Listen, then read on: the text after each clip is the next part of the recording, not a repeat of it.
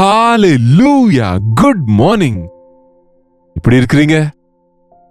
கடந்த இரவு நிம்மதியாக தூங்கினீர்களா? இந்த நாள் முழுவதற்காய் தேவனுடைய கிருபையை வேண்டிக் கொள்ள ஆயத்தமா? வாங்க ஒரு சிறிய ஜெபத்தோடு அவருடைய வசனத்தை தியானிப்போம். பரிசுத்தரே, எமக்கு நன்றி ஆண்டவரே. இன்னொரு நாளை எங்களுக்கு தந்திருக்கிறீர். இன்னொரு முறை எங்களோடு பேசி எங்களுடைய வாழ்க்கையில நாங்கள் சந்திக்கிற ஒவ்வொரு சோதனையும் ஜெயிக்க உம்முடைய கிருபை தரும்படியாக இயேசுவின் நாமத்திலே ஜெபிக்கிறோம் பிதாவே, ஆமென்.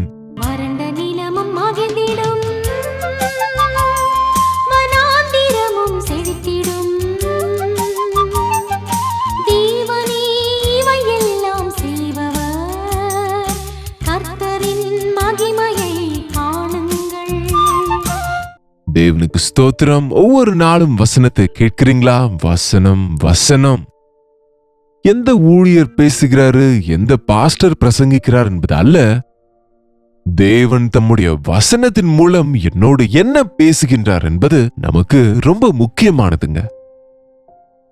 எல்லாரும் வசனம் தானே சொல்லுகிறாங்க, எல்லாம் வசனம் தானே என்று நினைக்கிறீங்களோ என்னமோ. ஆனால் தேவன் வெளிப்படுத்துகின்ற வார்த்தை நம்முடைய இருதயத்துக்கு அவசியமான செய்தி. அது இயேசுவின் நாமத்திலே அவருடைய வேதத்திலிருந்து அவர் பரிசுத்த ஆவியினாலே ஏவப்பட்டு எழுதப்பட்ட வார்த்தைகளிலே இருக்கிற அர்த்தத்தை நாம கேட்டால், விசுவாசித்தால் அற்புதங்கள் நம்முடைய வாழ்க்கையில நடக்கும்.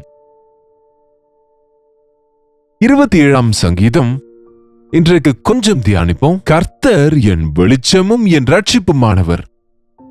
நான் யாருக்கும் பயப்படேன். யாருக்கு பயப்படுவேன்? கர்த்தர் என் வெளிச்சமும் என் ரட்சிப்பும் ஆனவர். நான் யாருக்கு பயப்படுவேன்? கர்த்தர் எனக்கு வெளிச்சமா இருக்கிறார். வெளிச்சம் நல்லது என்று தேவன் பார்த்து என்னங்க, வெளிச்சத்தையும் இருளையும் இரண்டாக பிரித்தார். நம்முடைய வாழ்க்கையிலே அந்தகார நேரங்களில் இருள் என்றால் இருட்டில் இருக்கிறவங்களுக்கு எதுவுமே தெரியாது.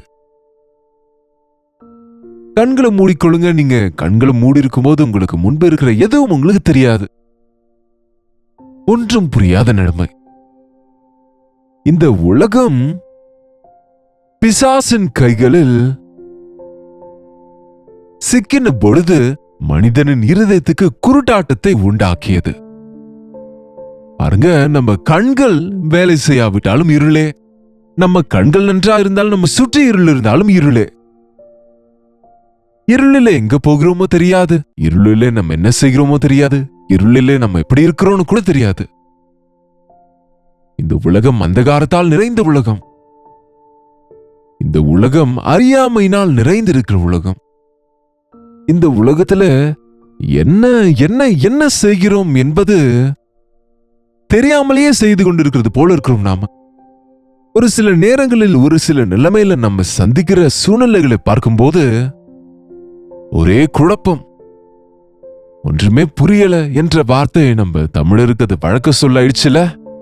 எனக்கு ஒண்ணுமே புரியல, என்னுடைய வருங்காலமே புரியல, என்னுடைய விஷயமே எனக்கு புரியல, நான் என்ன செய்ய வேண்டுமோ எனக்கு தெரியவில்லை, நான் எந்த முடிவெடுக்க வேண்டுமோ எனக்கு தெரியவில்லை, நான் எப்படிப்பட்ட தீர்மானம் எடுக்க வேண்டும் என்று எனக்கு தெரியாமல் இருக்கிறேன், எனக்கு எல்லாமே குழப்பமா இருக்கிறது, கதியற்ற நிலைமையில இருக்கிறேன் என்று அநேகர் சொல்லுகிறவங்களா இருக்கிறாங்க. எஸ், ஒவ்வொருவருடைய வாழ்க்கையிலும் அந்த சிச்சுவேஷன் இருக்கும். ஏனென்றால் நாம் இருப்பது இந்த அந்தகார உலகத்திலே தான். பிசாசு தலைகீழாக்கி எதை எது என்று தெரியாமல் நம்மை அவன் கன்ஃபியூஸ் செய்வதற்கு, நம்மை பதட்டப்படுத்தி, நம்மை பயமுறுத்தி, நம்மை குழப்பி விட்டு, நம்மை அவசரப்படுத்தி, என்னென்ன சொன்னேன்னு பாருங்க, பயமுறுத்தி, குழப்பி விட்டு, பதட்டப்படுத்தி, அவசரப்படுத்தி, நாம முடிவெடுக்க வேண்டிய விஷயத்துல என்ன முடிவு எடுக்க வேண்டுமோ தெரியாதபடி நமக்கு தெரியாமலேயே நாம சிக்கிக்கொள்ளும்படி செய்கிறான். அதனாலதான் தாவீது சொல்லுகிறார், தாவீதின் வாழ்க்கையில கூட தேவன் அபிஷேகித்த பிறகும் அவன் வாழ்க்கையில் அநேக ஒன்றும் புரியாத நிலைமை இருந்தது. உடனே அவர் ஒன்றும் ராஜாவாகவில்லை. இந்த வார்த்தை சொல்லிக்கொண்டே இருக்கிறான்ல. நீங்க பைபிள் வாசித்தால் அதுல இருக்கும், நீங்க பாருங்க.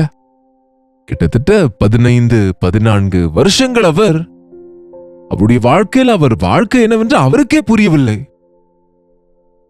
ஈவன் அதன் பிறகு கூட அப்கோர்ஸ் அவர் செய்த தவறு நிமித்தம் அப்படிப்பட்ட சூழ்நிலைகளை திரும்ப சந்தித்தார். பட் எல்லா சூழ்நிலையிலும் தாவீதுக்குள்ள இருக்கிற விசேஷம் என்ன? நீங்க நானு கற்றுக்கொள்ள வேண்டியது என்னவென்றால், எப்படிப்பட்ட அந்தகார பள்ளத்தாக்கில் நீங்க இருந்தாலும், எப்படிப்பட்ட இருள் நிறைந்த இடங்கள்ல நீங்க இருந்தாலும், எப்படிப்பட்ட அந்தகாரத்திலே நீங்க சஞ்சரித்தாலும், எப்படிப்பட்ட குழம்பிய நிலையில இருந்தாலும், ஒன்றும் புரியாத நிலைமையில இருந்தாலும், என் தேவன் எனக்கு துணையாயிருக்கிறார். என் தேவன் மீது நான் என்னுடைய நம்பிக்கையை வைத்திருக்கிறேன். என்னுடைய கர்த்தர் எனக்கு வெளிச்சமாக இருக்கின்றார்.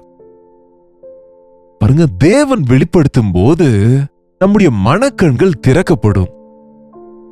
சாதாரணமாய் கண்களோடு பார்த்தால் புரியாத விஷயங்கள் நீங்க புரிந்து கொள்ளும்படியாக பரிசுத்த ஆவியானவர் கண்களை திறந்திடுவார்.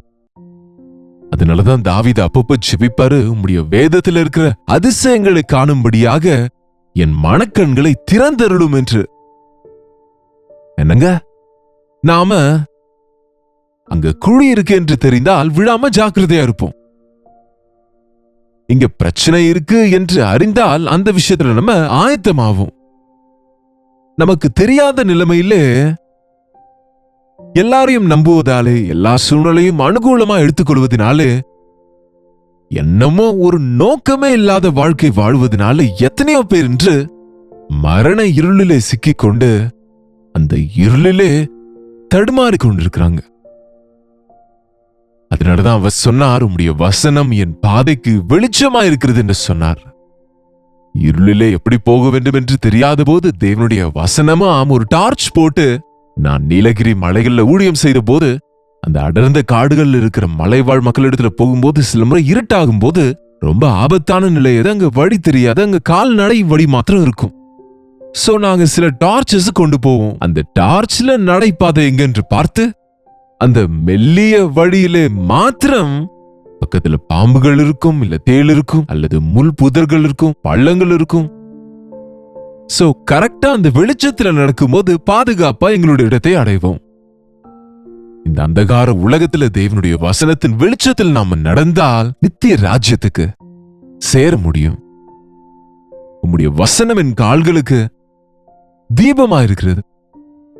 ஆகவே நாம தேவனுடைய வெளிச்சத்துக்காக, அவருடைய வெளிப்பாடுகளுக்காக, தேவனுடைய வழிக்காக, தேவனுடைய மார்க்கத்திற்காக, அவருடைய சித்தத்திற்காக தேவனை கேட்க வேண்டும். தேவனுடைய வசனத்தை வாசிக்கணும்.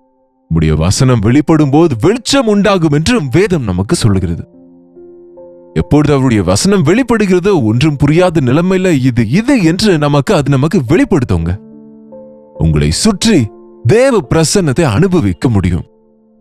தாவீது தன்னுடைய வாழ்க்கையில மனிதர்களுடைய வார்த்தையை நம்பாமல், சூழ்நிலைகளுக்கு அடிபணியாமல், கஷ்டங்களை பார்த்து சோர்ந்து போகாமல், எதிர்ப்புகளை பார்த்து நின்று விடாமல்,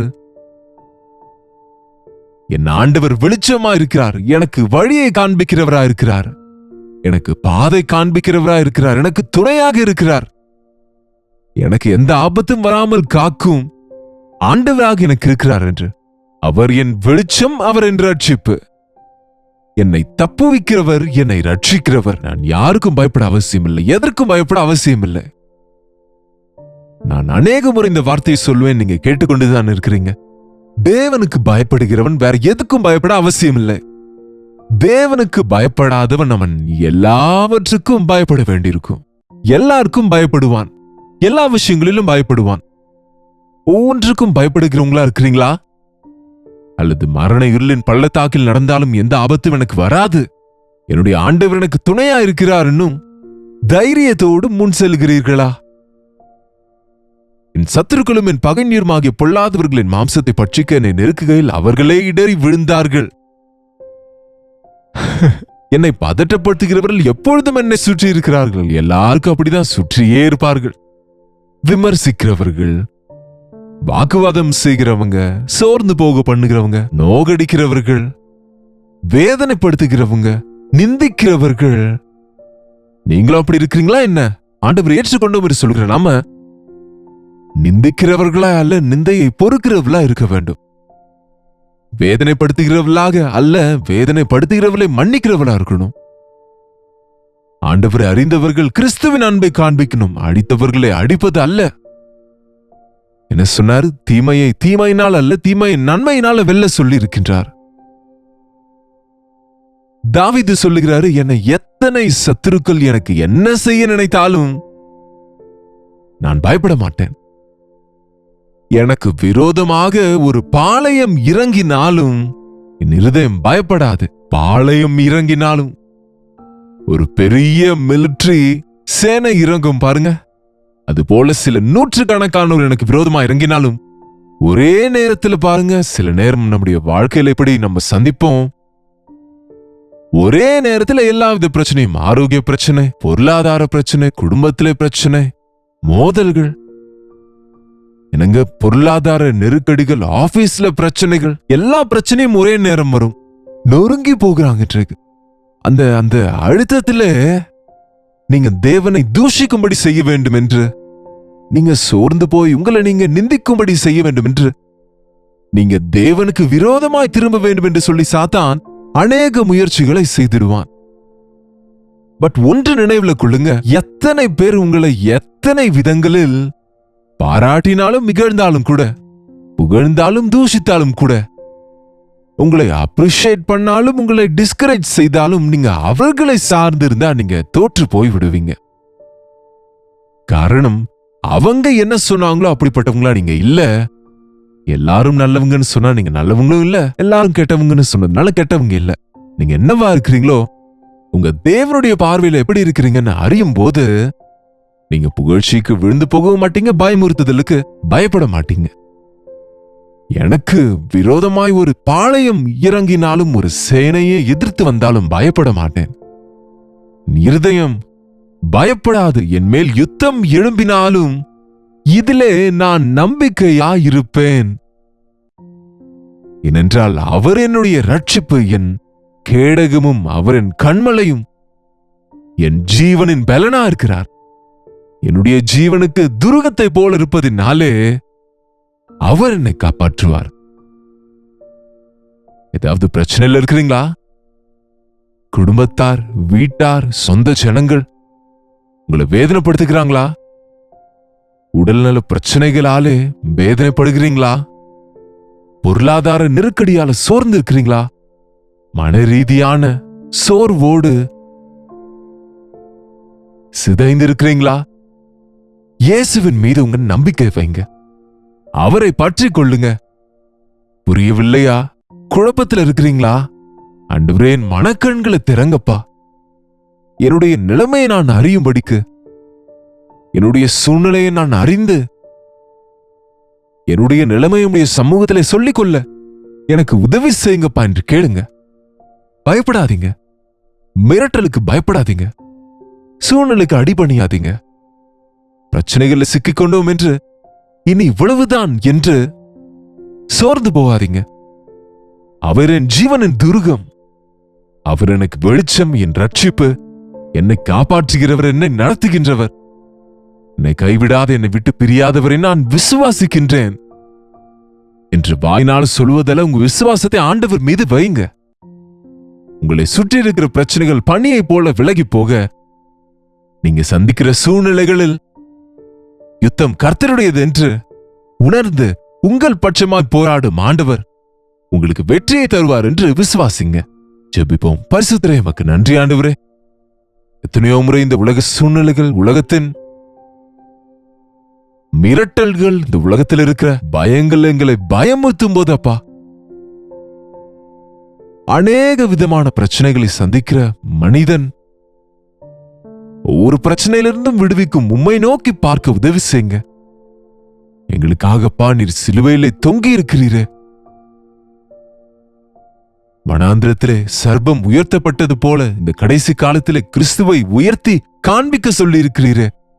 என்னை நோக்கி பார்த்து ரட்சிக்கப்படுங்கள் என்றீர். கண்களை ஏறெடுத்து உம்மை நோக்கி பார்த்து, எங்களை பார்க்கிற கண்கள் எங்களை தூக்கி எடுக்கும்படி, எங்களை பலப்படுத்தும்படிக்கு, எங்கள் மனக்கண்களை திறப்பதற்கு, எங்களை சகல சத்தியத்திலும் நடத்துவதற்கு நிச்சயமாய் உதவி செய்யும் என்று நம்புவதற்கு, இதோ யார் யார் எந்த சூழ்நிலையில, எந்த நெருக்கத்தில, எப்படிப்பட்ட பயங்களால சோர்ந்து இருக்கிறாங்களோ, அது வியாதியானாலும், பொருளாதார பிரச்சனையானாலும், குடும்ப பிரச்சனையோ, சூழ்நிலைகளின் தாக்கமானாலும், இன்றைக்கு நசரேயனாகிய இயேசு கிறிஸ்துவின் நாமத்திலே விடுவிக்கிறோம் அப்பா. என் ஆண்டவரின் ஜீவனின் பலனாயிருக்கிறார் என்ற விசுவாசத்தோடு உம்மை சார்ந்து கொள்ள எங்கள் ஒவ்வொருவருக்கும் உதவி செய்யும்படியாய் இயேசுவின் நாமத்தில் ஜெபிக்கிறோம் பிதாவே, ஆமென். நம்முடைய பிதாவாகிய தேவனுடைய அன்பும், குமாரனாகிய இயேசு கிறிஸ்துவின் கிருபையும், பரிசுத்த ஆவியானவருடைய அந்யோன்யமும் ஐக்கியமும் கூடி வந்திருக்கிற நம் அனைவருக்கும் எப்பொழுதும் சதா காலமும் துணையாக இருப்பதாக, ஆமென். தேவனுக்கு ஸ்தோத்திரம். உங்களுடைய ஜெப விண்ணப்பங்களை, பாரங்களை எங்களுக்கு நீங்க தெரியப்படுத்துவதற்கு 8939801234 என்கிற நம்பருக்கு நீங்க தெரியப்படுத்துங்க.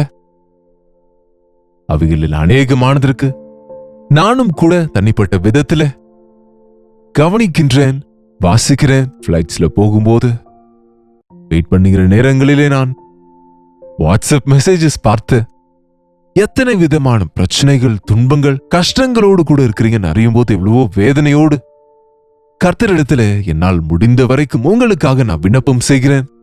சபை முழுவதும் கூட ஜெபிக்கிறோம். நீங்களும் கூட ஜெபிங்க. தேவன் அற்புதமாக நாம் இருக்கிற பள்ளத்திலிருந்து நம்மை தூக்கி எடுப்பார். நம்மை எதிர்க்கிற சத்துருக்களை ஜெயித்து நம்முடைய பட்சத்தில் அவர் இருந்து நம்மை பலப்படுத்துவார். கர்த்தருக்கு சித்தமானால் நாளுக்கும் இதே நேரத்தில் அனுதின தியான நிகழ்ச்சியில கர்த்தருடைய வார்த்தையோடு மீண்டும் உங்களை சந்திக்கிறேன். அதுவரை கர்த்தருடைய கிருபை உங்களுக்கு துணையாக இருப்பதாக.